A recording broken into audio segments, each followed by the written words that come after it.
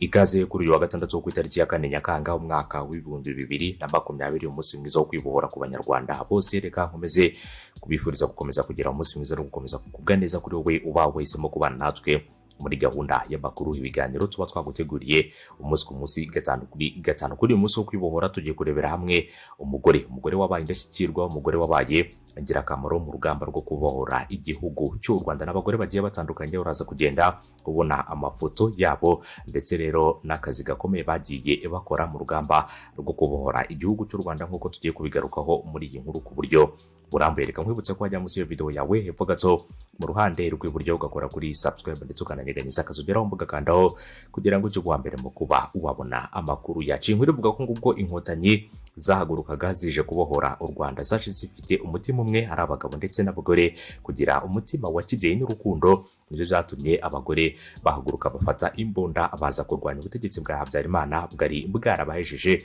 mu mahanga mu myaka igera kuri 30 yose. Baje bafite imyaka ndetse n'ubumenyi bitandukanye. Bamwe rero barimo abaganga, abandi barimo abahanga mu bujyanama, abandi rero bari bazi gucunga neza umutungo rusange, abandi baza bafite ubutwari bwa gisirikare n'ibindi. Abamenyekanye rero si benshi cyane, ariko n'abatazwi cyane nabo rero bakoze akazi gakomeye buri munyarwanda agomba guha agaciro. Ku isonga rero hari uwitwa Aloysia Inyumba, n'abandi rero bafashe intwaro nka Major Rosa Kabuye, Kapiteni Mutamba Judith n'abandi nka Letona Kapiteni Dafloze Intaramirwa. Nawe rero ashimirwa uruhare yagize mu kwita ku bana bato inkotanyi zatoraguraga baratawe ku gasozi zikabondora. Kuri uyu munsi abanyarwanda rero bazirikana akamaro ko kwibohora no gusigasira ibyagezweho mu myaka 26 ishize. Hanyuma tukaba twahisemo kugenda tubereka amwe mu mafoto yerekana rero ubutwari n'ubumuntu byaranze abagore barobohoye igihugu cy'u Rwanda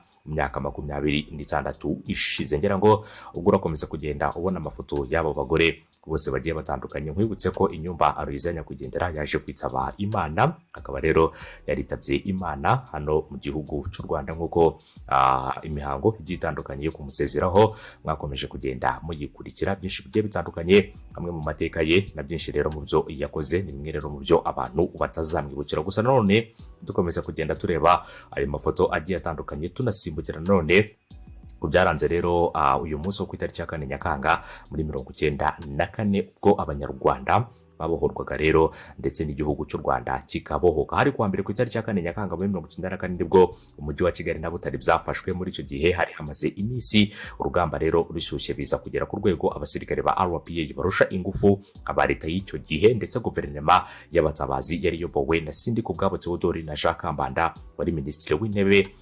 Hanyuma rero iyi guverinoma ikaba rero yaraje kuba itakibarizwa mu murwa. Tito Rutaremara wari mu buyobozi bwa FPR inkotanyi yagize ati rero amasasu yaravugaga kugeza hasohoka rero ndetse no kugeza basohoka mu mujyi wa Kigali, kugeza kuri mo Kigali bamanuka baca ku giti cy'inyoni bahunga, amasasu yaravuzaga ubuhuha. Ngira ngo rero abantu bari bahari mu ijoro hari hasigaye amasasu make, wamenyeraga rero ayo masasu manini avuga ukamenyera ko rero ukanabisinzirana. Ariko rero ibyo byose byahoraga rero akaba aribwo wikanga uti bigenze ibita. Avuga ko icyo gihe yari mu karere ka Kicukiro, ndetse ngo ntabwo yahise amenya ko abasirikare bagize uruhare muri jenoside bahunze umurwa mukuru. Yakomeje agira ati nagiye kumva numva abantu rero bamamagara bari ku murindi bambaza bati rero ariko ko utatubwiye ko twatsinze, ni rero ese twatsinze ryari? Kuko rero numvaga amasasu akivuga abahungaga rero bararasaga, noneho n'ibisasu byacu bikaba byarabakurikiraga, ukumva rero ko bakiri hafi aho ngaho, kuko rero wari waramenyereye kumva amasasu hafi aho ngaho. Telefone rero abasirikare bari bahari bati rero bagiye kare, batese rero uri hehe? Bakagira ngo ndenda rero, cyangwa se bakagira ngo ndenze wenda za Rwamagana, ndi hano mu mujyi wa Kigali. Bati he? Ni Kicukiro. Bati rero ntiwamenye ko bagiye? Ni ntabwo rero nabimenye ko numvaga ibisasu ubivuga se. Nyuma rero nibwo haje gutegerezwa ijambo rero ry'umukuru w'ingabo, hahita rero hanasohoka itangazo ry'umuryango wa FPR inkotanyi hamwe n'uwari uyoboye RPA ryemeza ko rero Kigali yabohowe, ribwira abanyarwanda bose n'isi yose ko u Rwanda rwamaze gufatwa. Umujyi wa Kigali wari ufashwe, ariko rero hari hakiri ibibazo byo gukemura kuko hari ikiri inkomere nyinshi zikenewe kuvurwa. Abenshi imitima yari yarahungabanye ku buryo bitari umunsi w'ibyishimo, ahubwo aribwo rero ikiriyo cyari igitangiye. Lieutenant General Sam Kaka wari umwe rero mu bayobozi urugamba rwo kubohora igihugu aheruka gutanga ubuhamya bwo guhagarika jenoside rero cyangwa se ngo yariyo ntego yibanze, kandi ngo rero bari babigezeho nk'uko yakomeje kugenda abitangaza. Yagize ati rero intego twari dufite yari guhagarika jenoside kandi twarabikoze, twahagaritse jenoside nubwo abantu benshi bapfuye. Iyo rero tutabikora byari kuba agahomamunwa kuko nta wundi muntu wari kubidukorera. U Rwanda rero rukaba rwaraje kubona icyerekezo gishya. Rutaremara avuga ko muri iyo minsi hari amaze rero kumenyererwa imbwa zirya abantu bishwe rero biribwa cyangwa se bishwe, hanyuma rero birirwa bazirukana, hanyuma inkomere zihora zivurwa n'abandi rero. Ariko kuwa 4 Nyakanga 1994 haje indi shusho. Yagize ati rero kubona abantu bari bihishe babaga rero muri za parafo mu mazu bihishe ahandi, ubona rero ntaho rero yakomeretse, ariko ni agaye cyangwa se ngo ni cyangwa se akomeza avuga ko ngo ari agatwe rero kagenda nta mubiri ntaki, ukabona yarazonzwe, ukavuga ngo rero nyamuneka uru Rwanda tujemo twari tumaze rero kumenyera intumbi, none rero turabona n'intumbi zigenda. Mbere rero hari intumbi ziryamye hasi, uwo muntu rero waramurebaga ukavuga ngo uyu muntu burya se azaba umuntu. Hanyuma rero icyakwerekaga ko bafite ubuzima nuko rero barebaga inkotanyi bagaseka, cyangwa ukabona ararize ndetse wamwegera akaguhobera kuko rero azi ko uri inkotanyi. Rutaremara yakomeje agira ati ni isura rero indi umuntu, ndetse rero ni n'isura indi mu mutwe itandukanye niyo nari maze amezi imenyereye yo kubona abantu bapfa muri jenoside. Iki gihe rero ngo hari hatangiye icyiciro gikomeye kuko intego yo kubohora igihugu yasaga rero nigana ku musozo, ari nako rero ibice by'uburengerazuba bw'iki gihugu byari rero bikiri mu maboko y'ingabo z'Ubufaransa muri operation Turquoise. FPR rero yahise itangira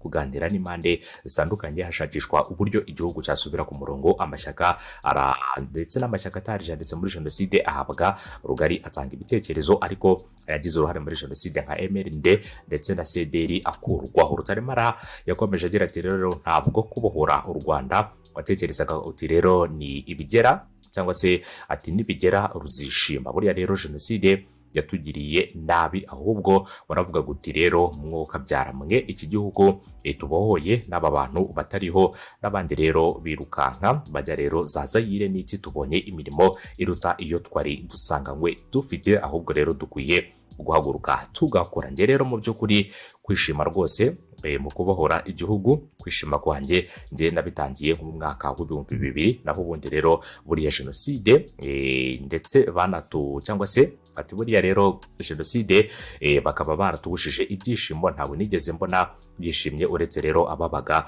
bari Burayi n'abandi batelefonaga, nibo rero bumvaga bishimye baririmba, naho ubundi warebaga ingorane n'iki. Rwose rero bariya abajenosideri batubushije kwishima. Nyuma y'imyaka 26 Rutaremara avuga ko ndetse ko igikenewe ari ugukomeza kubaka iterambere rituma buri muturarwanda abona ibyo akeneye, ikindi kandi ntagire ibyo atekereza ko yabona ibyiza, ari uko rero agiye ahandi haba mu burezi, ubuvuzi ndetse n'ibindi, ahubwo buri muntu wari wese agahora aharanira iryo terambere ku ruhande rwa buri munyarwanda uwo ari we wese. Reka rero twizere neza ko buri muntu uwo ari we wese, twizere neza ko kandi buri munyarwanda aho ari hose akomeza kuzirikana ubutwari bw'igihugu, ndetse rero n'ababohoye igihugu akabiha agaciro, kandi akamenya ko ibyakozwe byose byakorwaga kugira ngo rero igihugu cy'u Rwanda kigire ubwigenge. Igihugu cy'u Rwanda cyongere rero kigire isura y'igihugu nk'uko twakomeje kugenda n'ubundi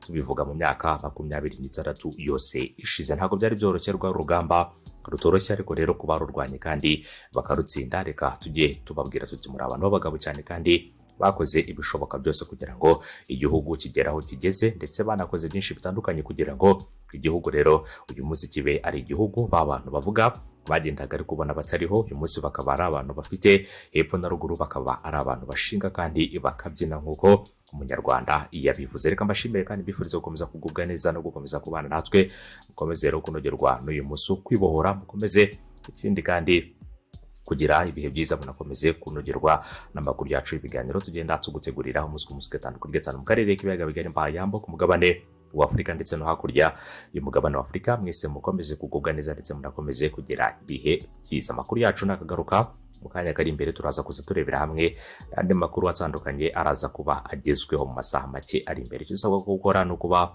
wakora kuri subscribe ndetse ukananyeganyeza akazogeraho mbuga kandaho kugira ngo ujye uwa mbere mu kuba wabona amakuru yacu uyabonere ku gihe mu buryo bugezweho kandi bunogeye ijisho. Ndagushimiye cyane, bye bye rero, umunsi mwiza, ibihe byiza, komeze kunogerwa na gahunda z'amakuru ibiganiro tugenda tugutegurira kandi munirinde ikwirakwira rya COVID-19. Umunsi mwiza n'ibihe byiza ku mwese.